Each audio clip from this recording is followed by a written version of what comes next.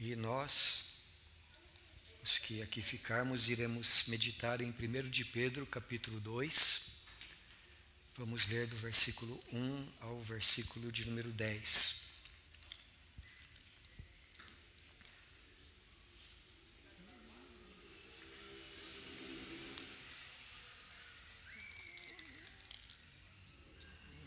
Lerei a partir de hoje, irmãos, nova versão atualizada. Ela não é muito diferente da versão que os irmãos têm na sua maioria, a versão Almeida atualizada, mas os que desejarem poderão acompanhar aqui a projeção, tá bom?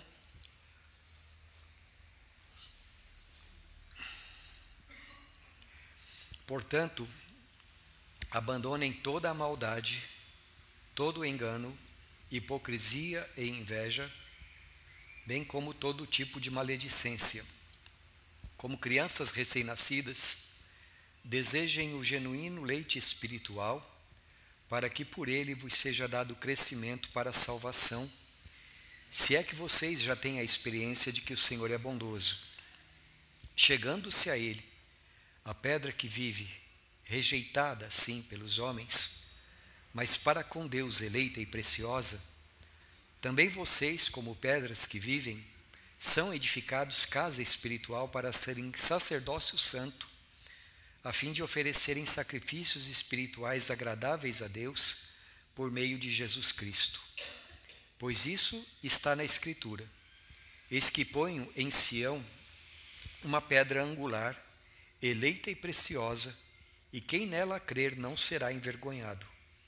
Portanto, para vocês, os que creem, esta pedra é preciosa, mas para os descrentes, a pedra que os construtores rejeitaram, essa veio a ser a pedra angular e pedra de tropeço e rocha de ofensa. São estes os que tropeçam na palavra, sendo desobedientes para o que também foram destinados. Vocês, porém, são geração eleita, sacerdócio real, nação santa, povo de propriedade exclusiva de Deus, a fim de proclamar as virtudes daquele que os chamou das trevas para a sua maravilhosa luz. Antes, vocês nem eram povo, mas agora são povo de Deus. Antes não tinham alcançado misericórdia, mas agora alcançaram misericórdia. Até aqui, que o Pai Celestial conduza a nossa mente e nosso coração na meditação da sua palavra. Por favor, pense um pouco nas suas experiências com Deus, no seu relacionamento com Deus, no Deus que você tem conhecido mediante a fé em Jesus Cristo. Como é que tem sido? Como é o Deus a quem você adora? Agora há pouco, quando o nosso irmão João estava orando, ele, entre outras coisas, disse assim: Senhor, nós te louvamos, porque o Senhor tem sido bondoso para conosco. Porque no nosso dia a dia, o Senhor nos tem dado as suas bênçãos.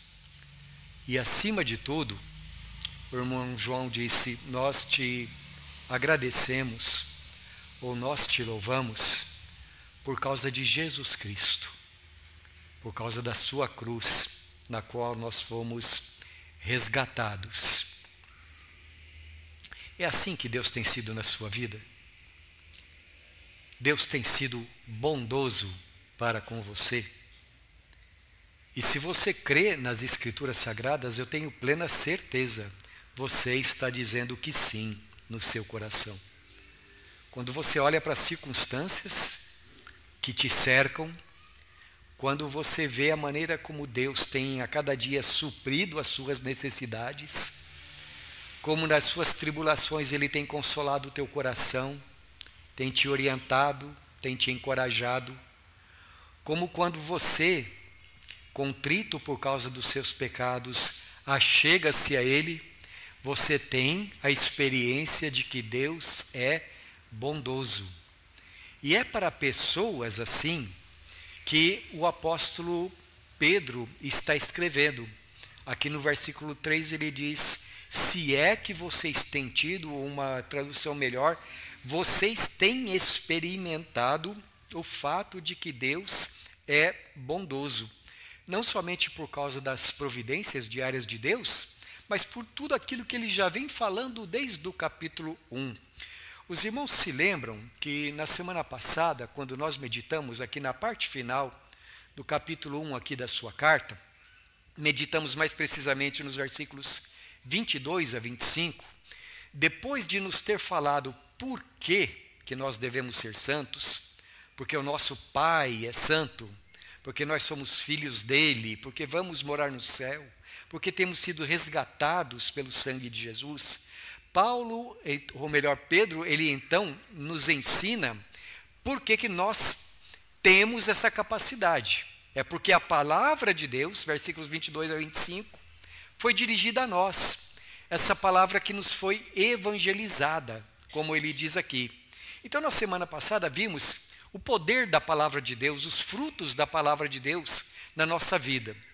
Vimos, de acordo com o apóstolo Pedro, que, entre outras coisas, a primeira coisa que a palavra de Deus faz é que ela nos regenera.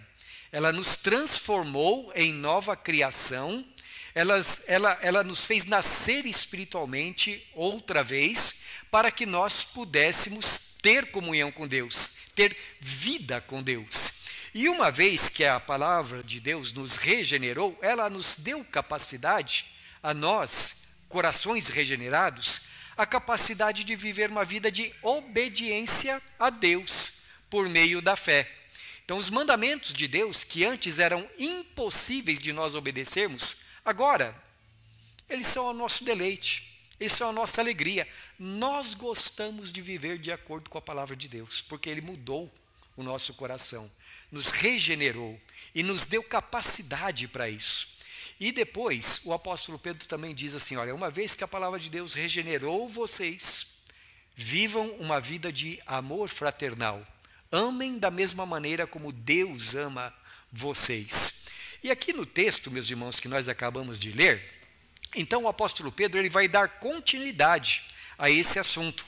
Ele começa, vejam os versículos 1 a 3, dizendo assim: abandonem ou desviem-se ou tirem da vida de vocês todo tipo de maldade. Uma vez que vocês devem viver uma vida de amor, primeira coisa que ele diz então, vocês têm que tirar da vida de vocês tudo que não é amor, tudo aquilo que é prejudicial para outras pessoas.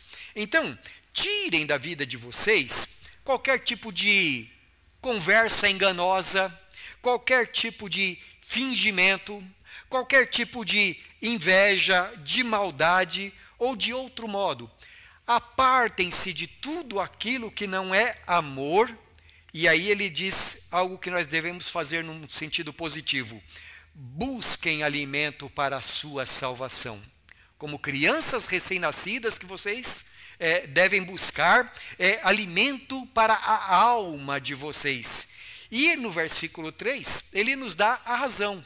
Porque vocês já têm experimentado que Deus é bondoso. Vocês conhecem a Deus. E uma vez que vocês conhecem a Deus, tirem tudo que não presta e cresçam nesse conhecimento de Deus.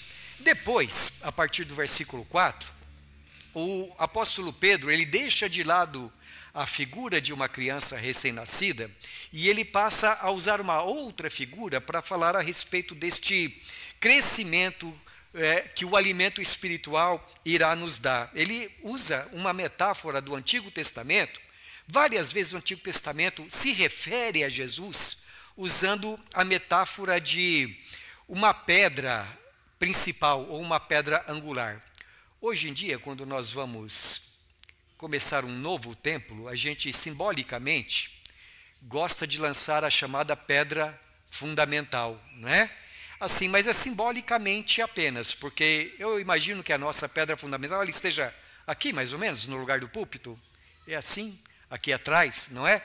A gente faz um culto no dia da inauguração, quando serão lançados os primeiros alicerces, coloca ali uma Bíblia, uma fotografia dos que estavam aqui no dia do culto, né? E é feito um culto, então, e ali começa assim, então. Mas antigamente, e como eu disse, hoje nós fazemos isso apenas como símbolo, mas antigamente não era assim. Quando alguém queria construir um edifício, a primeira coisa que ele fazia, então, era encontrar uma pedra grande, forte, que seria de fato a pedra principal daquela construção. E nesta pedra, todas as outras estariam, de uma forma ou outra, interligadas, né? Alguns dizem pedra angular, outros falam pedra fundamental, outros colocam a pedra principal, mas a ideia era essa, de uma pedra sobre a qual todo o edifício seria erigido. Ora, no Antigo Testamento, o profeta Isaías, os Salmos também, diz que Deus enviaria alguém que seria uma pedra fundamental sobre a qual o seu povo estaria edificado. Por isso, aqui nos versículos 6 e no versículo 7, o apóstolo Pedro cita o profeta Isaías escrevendo assim: pois isto está na Escritura, eis que ponho em Sião uma pedra angular, eleita e preciosa, e quem nela crer não será envergonhado. Portanto, para vocês, os que creem, diz o apóstolo Pedro, esta pedra é preciosa.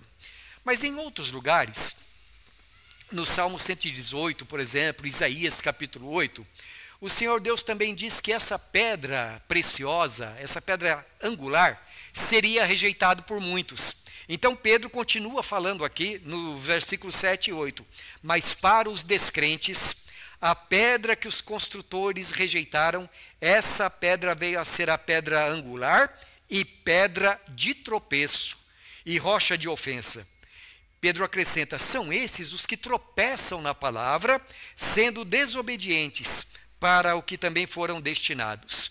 Agora, você deve se lembrar que lá no Evangelho de Mateus, o Senhor Jesus, certa ocasião, disputando com, ou melhor, falando com aqueles que o rejeitariam, ele diz que essa pedra que seria rejeitada pelos homens, pelos descrentes, essa pedra era ele. Está escrito lá nos Salmos, ele diz, está escrito lá no profeta Isaías, a pedra que os construtores rejeitaram, essa pedra veio a ser pedra de tropeço para muitos. E estava falando a respeito daqueles que não crescem no Senhor Jesus.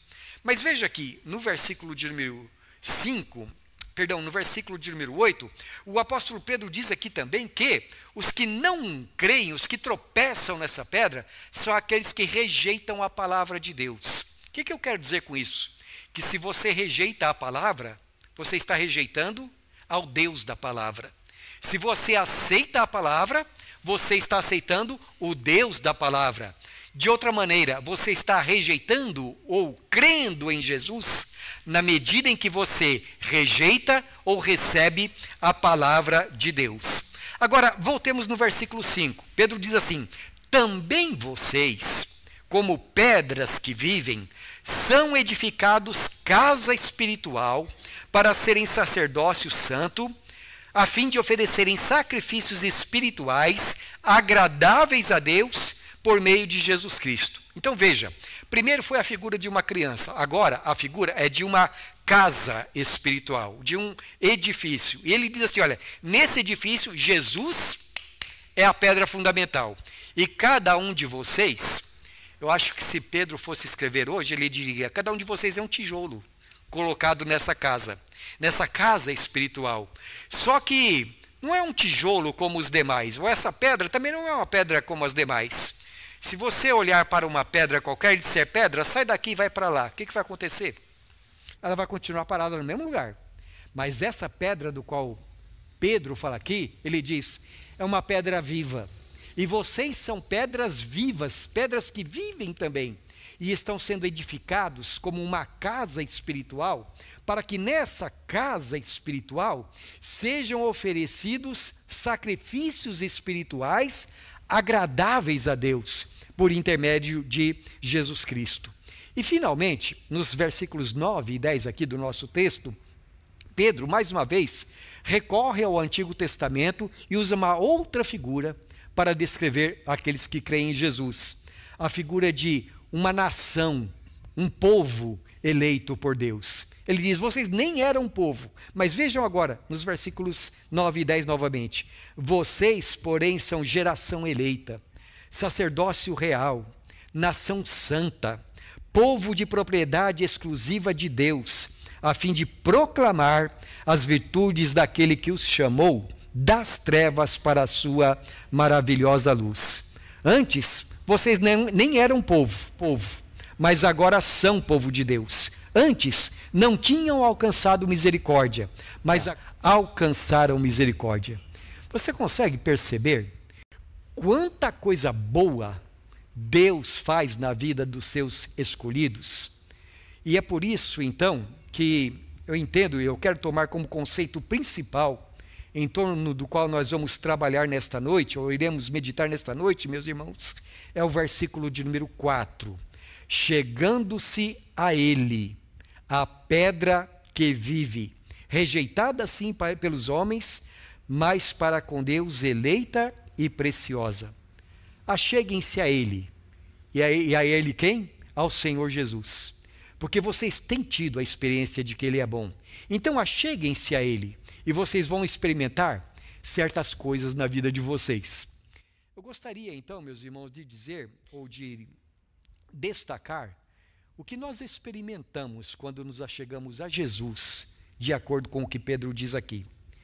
A primeira coisa que ele diz é que quando nós nos achegamos a Jesus, através da sua palavra, é que nos é dado alimento espiritual para o crescimento, o nosso crescimento em nossa salvação. No texto que nós acabamos de ler, no versículo 2 especialmente, o apóstolo Pedro diz assim: desejem ardentemente, como crianças recém-nascidas, o legítimo leite espiritual. Porque este leite espiritual, ele vai trazer para você crescimento para a sua salvação.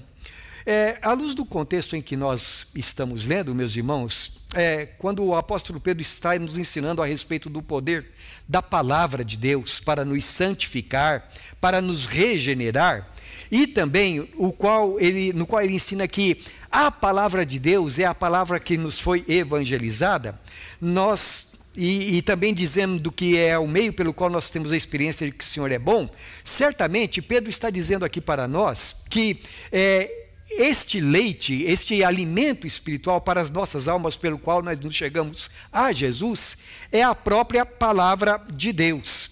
Assim, por que nós dizemos isso? Porque o apóstolo Pedro, ele diz que por esta palavra é que nós já temos sido salvos. Agora, o que significa que nós precisamos receber deste leite para o nosso crescimento? Quando Pedro escreve essa carta, certamente ele não estava escrevendo para gente nova na fé. E por que eu digo isso? Porque lá no capítulo 4, versículo 11, ele diz assim: irmãos, vocês devem se servir uns aos outros, cada um de acordo com o seu dom. E ele prossegue dizendo, alguns têm os dons de falar. Se alguém fala, fale de acordo com a Bíblia Sagrada. Isto é, de acordo com os oráculos de Deus. Então ele está escrevendo para a gente que conhece a Bíblia, é a primeira coisa. Em segundo lugar, lá no capítulo 5, ele se dirige especialmente aos presbíteros da igreja, dizendo assim, que os presbíteros, eles não devem ser dominadores do rebanho, mas devem ser homens cujo exemplo o rebanho possa seguir. Homens alimentados pela palavra, porque um dia vão prestar contas ao Supremo Pastor das nossas almas. Então, Pedro, ele não está escrevendo para gente que era nova, mas para gente que já tinha maturidade suficiente para ser presbíteros na igreja. E vocês já notaram também que o tempo todo aqui, o apóstolo Pedro, ele está citando o Antigo Testamento. Isto é, ele está falando, ele está ensinando com base naquilo que a Escritura já falava e que essas pessoas aqui deveriam conhecer. Em outras palavras, meus irmãos, Pedro não está escrevendo para a gente nova na fé, está escrevendo para a gente que já tem uma caminhada com Deus, mas Pedro diz assim, só que na atitude de vocês precisam se considerar como crianças recém-nascidas. Isto é, vocês têm que se considerar como gente que ainda não chegou à maturidade. Veja, ele não está dizendo aqui que a gente tem que ser criança, né? Porque quando uma pessoa quer ser criança, isso é falta de maturidade, né? Quando fica com meninice o tempo todo, isso é falta de maturidade. Mas ele diz que diante da palavra de Deus, nós devemos ser como crianças que acabaram de nascer. E como é que é uma criança recém-nascida, gente? Na hora que dá fome, como é que é o comportamento dela? Ela chora ansiosamente. E só tem um jeito dela ficar quietinha, não é? Qual que é, Ágata? Se ela beber, se ela sugar o leite, não é? Aí ela vai ficar satisfeita. Pedro, ele diz assim, irmãos, diante do alimento espiritual, vocês precisam ser desse jeito. E ele usa aqui essa palavra ardentemente na nossa tradução, né? O que a palavra ardentemente quer dizer mesmo? Com intensidade, algo que você quer muito, algo que você não vai se satisfazer com menos do que isso. Diante desse alimento espiritual para que vocês cresçam para a salvação, desejem isso ardentemente. Noutro lugar, o apóstolo Pedro escreve mais uma vez sobre a nossa necessidade de crescimento. Por favor, abra sua Bíblia lá na segunda carta de Pedro, capítulo de número 3, versículo de número 18. Em 2 Pedro 3,18, ele diz assim, pelo contrário, cresçam na graça e no conhecimento de nosso Senhor e Salvador Jesus Cristo.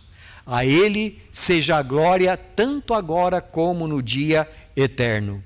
Então veja, mais uma vez, e é a segunda vez que ele está escrevendo para o mesmo grupo, porque na sua segunda carta ele fala assim, irmãos, é a segunda vez que eu estou escrevendo para vocês, para lembrar vocês da volta de Jesus. E quando ele está terminando a carta, ele diz assim, olha, cresçam no conhecimento de Jesus, cresçam na graça e no conhecimento dele. Qual é, aqui de acordo com Pedro, então, uma das evidências de que nós podemos experimentar na nossa vida é que Deus é bom. É porque quando nós nos aproximamos dele, ele nos traz crescimento espiritual. A cada dia você vai aprendendo mais a conhecer Jesus. A cada dia você vai aprendendo mais a vontade de Deus para a sua vida. A cada dia que você se aproxima de Jesus, você se torna uma pessoa espiritualmente mais madura, mais parecida com Jesus. Isso não quer dizer que um dia você vai olhar para si mesmo, enquanto estiver nesse mundo, e vai dizer assim, pronto, agora eu não preciso crescer mais. Não, o seu crescimento vai ser constante, até na eternidade você vai continuar crescendo. Mas, meus amados irmãos, tem coisa melhor do que conhecer Jesus? Tem alguém mais belo do que Ele? Mais bondoso do que Ele? Achegue-se a Ele, para que você o conheça mais e mais. Alimente-se da palavra de Deus, para que você o conheça mais e mais. Agora, quando você se achega ao Senhor Jesus, diz o apóstolo Pedro, você vai crescendo, e aí ele usa uma outra metáfora para descrever o que acontece, e é sobre essa outra metáfora que nós vamos então meditar agora.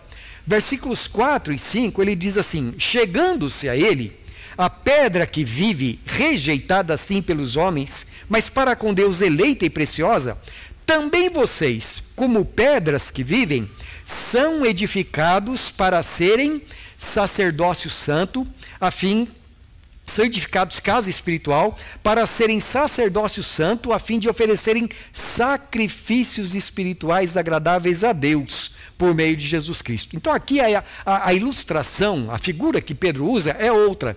Já não é de uma criança, mas é de uma casa que está sendo construída.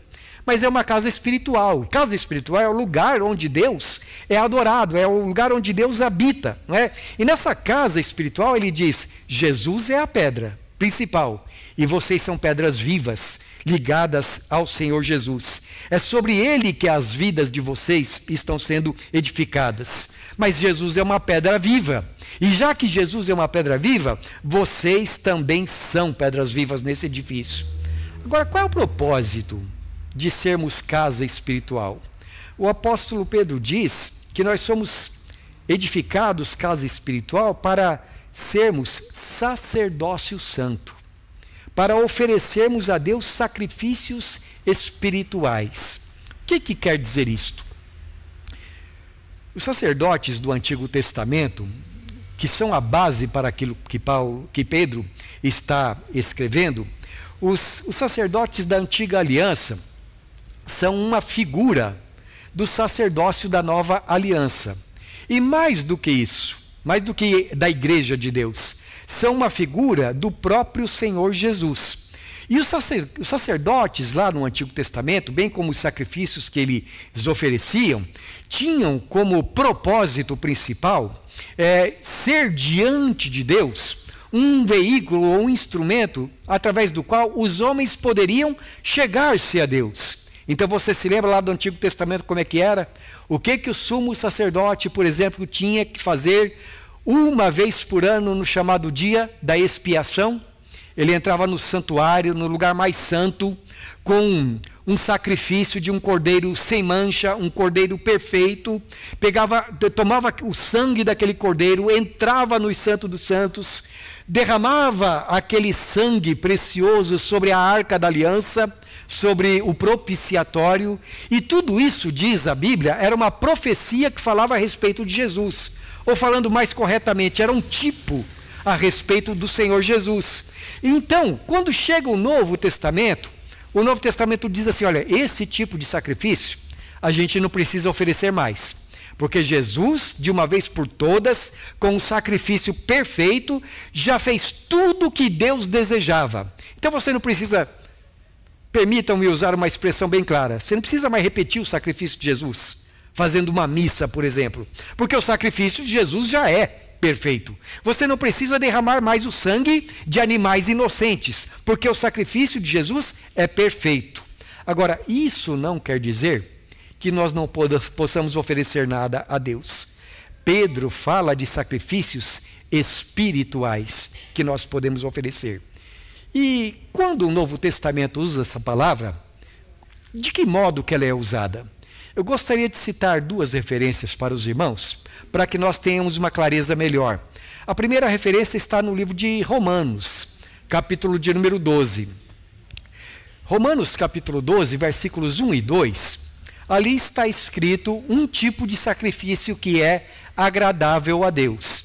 E ele diz assim, Romanos 12, versículos 1 e 2, portanto, irmãos, pelas misericórdias de Deus, peço que ofereçam o seu corpo como sacrifício vivo, santo e agradável a Deus. Este é o culto racional de vocês. E não vivam conforme os padrões deste mundo, mas deixem que Deus os transforme pela renovação da mente, para que possam experimentar qual é a boa, agradável e perfeita vontade de Deus. Note que assim como uma pedra viva, como cada um de nós é uma pedra viva, o apóstolo Paulo diz que quando nós nos oferecemos a Deus, quando nós dizemos para Deus, Senhor, tenho conhecido a tua misericórdia, eu tenho conhecido como o Senhor é bom na minha vida, eu tenho conhecido como o Senhor é grandioso, sábio, acima de tudo eu tenho conhecido como o Senhor tem revelado a tua bondade em Cristo. E você se chega para Deus então e diz assim, Senhor, então, eis-me aqui, eu sou teu. A Escritura diz, isso agrada a Deus. É o tipo de sacrifício que Ele quer, que você diga, Senhor, estou aqui não para me conformar com este mundo, não para viver de acordo com os princípios desse mundo. E é por isso que Pedro começa dizendo assim, abandonem a mentira, a maldade, o engano, abandonem tudo que não presta, cresçam espiritualmente e coloquem-se diante de Deus como sacrifício agradável ao Senhor, para viver segundo a vontade de Deus. E como é que você sabe qual é a vontade de Deus? Você tem sido edificado pela palavra. Você tem conhecido a palavra. Ela tem dado crescimento para você.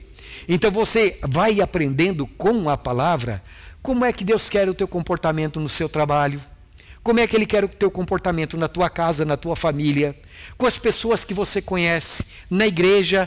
A palavra de Deus está te edificando. Você vem a Jesus e Ele te ensina. Como Maria, que assentou-se aos pés de Jesus e por Ele foi ensinada, assim acontece quando você vai a Jesus através da palavra. Ele te ensina. Então, a primeira coisa que a Escritura diz, para você ser um sacrifício espiritual, seja uma pessoa que consagre a sua vida a Deus. Uma outra coisa que a Bíblia diz que é sacrifício agradável a Deus, por favor, abra lá em Hebreus capítulo 13 agora, versículos 15 e 16. Hebreus 13, versículos 15 e 16, diz assim a Escritura: por meio de Jesus, pois, ofereçamos a Deus sempre sacrifício de louvor, que é o fruto de lábios que confessam o seu nome. Não se esqueçam da prática do bem e da mútua cooperação, pois de tais sacrifícios Deus se agrada. Então aqui ele fala sobre duas outras coisas que são chamadas de sacrifícios agradáveis a Deus. O primeiro é sacrifício de louvor, que é o fruto dos lábios que confessam o nome de Jesus. Isto é, você tem conhecido Jesus, você confessa o nome de Jesus, seja daquelas pessoas que oferecem a Deus um sacrifício de louvor. O que significa isso? Significa você fazer do louvor a Deus uma forma de vida, um estilo de vida.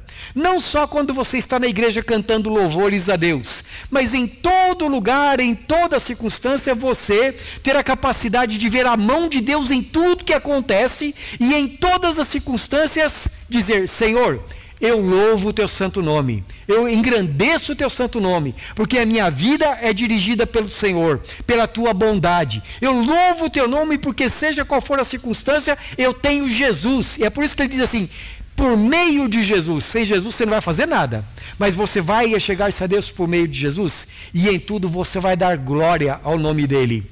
E Deus se agrada disso. Deus se agrada do seu louvor, da sua adoração. Mas ele acrescenta algo mais aqui, no versículo 16. Não se esqueçam da prática do bem e da mútua cooperação, porque com tais sacrifícios Deus se agrada. Sim, porque o amor a Deus, ele sempre vai se manifestar também através do amor fraternal. Então a Bíblia insiste muito nisso. Se você vir um irmão passando necessidade, seja qual for a necessidade dele, faça o que estiver ao seu alcance para ajudar esse irmão. Coopere com a fé desse irmão. Ajudem-se uns aos outros. E prosseguindo aqui, meus irmãos, ele fala da importância toda da nossa vida como igreja. Lembram o que ele diz nos versículos 24 e 25? O que diz aí nos versículos 24 e 25 aqui de Hebreus, capítulo de número 10, melhor dizendo, lá em Hebreus capítulo 10, versículo 25, perdão, capítulo 13, versículos 25 e 26. Por favor, coloca aí para mim, Bruno. Não vai ter 25 e 26. É capítulo 10, versículos 25 e 26.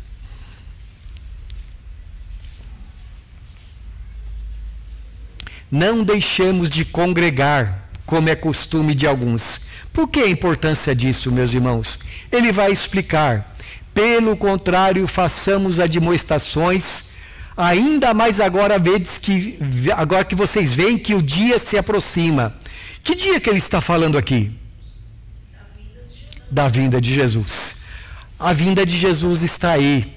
Vocês precisam colaborar uns com os outros. Vocês precisam se fortalecer uns aos outros. E como é que vocês vão se fortalecer uns aos outros? É juntos, é estando juntos, né? Dessa maneira, vocês vão crescer, vão se preparar para o dia da vinda de Jesus. Sabe qual é a melhor coisa que você pode fazer por aquele que está enfraquecido na fé? Encorajá-lo a não esmorecer, encorajá-lo a não desanimar, encorajá-lo a andar nos caminhos do Senhor, porque a vinda de Jesus está próxima. Então, achegue-se a Deus, achegue-se a Jesus. Primeiro, você vai crescer. Segundo, você vai ser uma pedra viva na casa de Deus. Aliás, você é isso. E então, na medida em que você é isso, você vai ser um lugar onde sacrifícios agradáveis são oferecidos ao Senhor. E agora, uma terceira coisa que o apóstolo Pedro diz, versículo 9 e 10. Ele acrescenta algo em relação ao nosso ministério sacerdotal, dizendo assim: vocês, porém, são geração santa, eleita, sacerdócio real, nação santa, povo de propriedade exclusiva de Deus, a fim de, isto é, para quê?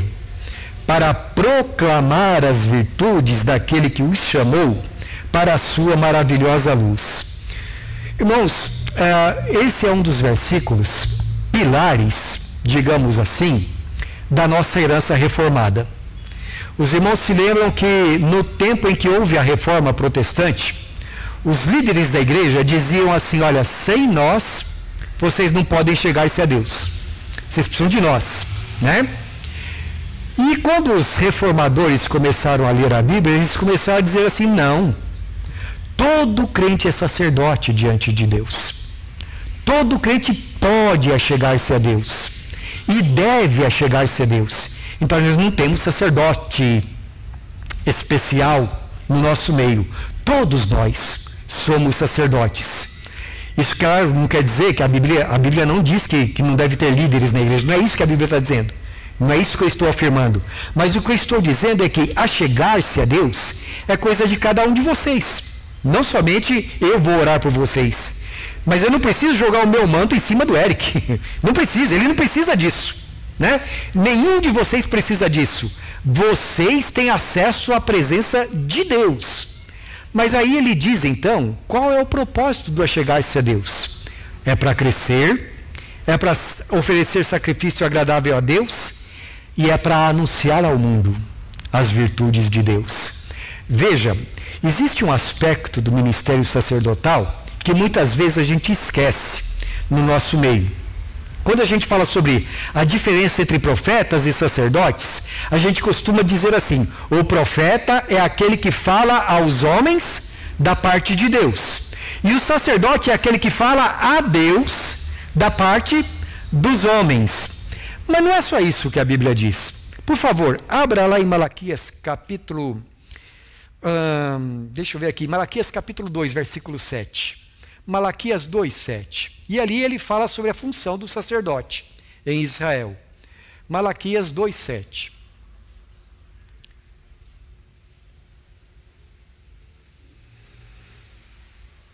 Pois os lábios do sacerdote devem guardar o conhecimento, e da sua boca todos devem buscar instrução, porque ele é mensageiro do Senhor dos Exércitos. Você percebe o que eu estou dizendo, não é? A função do sacerdote não é só interceder diante de Deus, também é ser um mensageiro de Deus. E o que diz o apóstolo Pedro? Vocês são sacerdócio real. A fim de quê? De anunciar ao mundo as virtudes daquele que chamou vocês das trevas para a sua maravilhosa luz. Irmãos, quando ele diz que Deus nos chamou das trevas, entre outras coisas, é claro, ele está se referindo ao fato de que sem Jesus nós estávamos na escuridão espiritual. Você se lembra desse tempo? No teu caso, você se lembra? Eu me lembro do meu. Inclusive eu era frequentador da igreja, mas ainda estava nas trevas, até o dia que Jesus me chamou. Mas outra coisa que ele está dizendo com isso é: aqueles que não conhecem a Jesus ainda estão nas trevas. E como é que você foi tirado das trevas? A palavra de Deus. A palavra de Deus que veio a você e falou assim: olha, Jesus nos tira do império das trevas e nos traz para o reino do seu amor. Qual é a tua função quando você sai daqui por esta porta fora? Anunciar as virtudes daquele que te chamou das trevas. Um dia você já estava nas trevas. Agora, Deus te chama para anunciar no mundo lá fora. O que é virtude? A palavra virtude, ela é usada somente aqui na Bíblia. E ela quer dizer excelência moral. Essa palavra virtude encerra tudo que Deus é. E aqui no contexto, especialmente a palavra Deus é bom. O que ele está dizendo é: fale ao mundo como Deus é bom. Fale o que Deus tem feito na tua vida. Porque você é um povo santo. Você é um povo separado. Você pertence ao Senhor. Então, você é chamado para isso. Veja quanta coisa deve acontecer como resultado da gente chegar-se a Jesus. Crescimento espiritual, sacrifícios agradáveis a Deus e proclamar ao mundo aquilo que Deus tem feito em nós. Versículo 10, ele termina: antes vocês nem eram povo, mas agora são povo de Deus. Antes não tinham alcançado misericórdia, mas agora alcançaram misericórdia. Você tem tido a experiência de que o Senhor é bondoso? Você tem experimentado a graça de Deus na tua vida? Então Pedro diz: venha a Jesus, venha, mas não fique aqui parado. Saia para falar de Jesus, para ganhar aqueles que ainda não alcançaram misericórdia. Venha para ser alimentado espiritualmente. Venha para crescer no conhecimento da graça. Alimente-se da palavra. Alimente a sua mente. Alimente o seu coração. Alimente-se da palavra de Deus. Alimente a sua alma de toda maneira que você puder. Alimente-se ouvindo a pregação. Alimente-se lendo a palavra, meditando na palavra, estudando a palavra. Alimente-se da palavra quando cantamos a palavra em nossos cânticos, em nossos hinos. Decore passagens. Como é que diz o Salmo? Escondi a tua palavra no meu coração. Coloque a palavra no coração para você não pecar contra Deus. E fortaleça a sua vida com a palavra. Aproprie-se dela para a sua vida. Mas não alimente-se só para você. Alimente-se da palavra para comunicar a palavra a outros. E aí você está fazendo aquilo que Deus destinou para você fazer. Anuncie a bondade de Jesus ao mundo.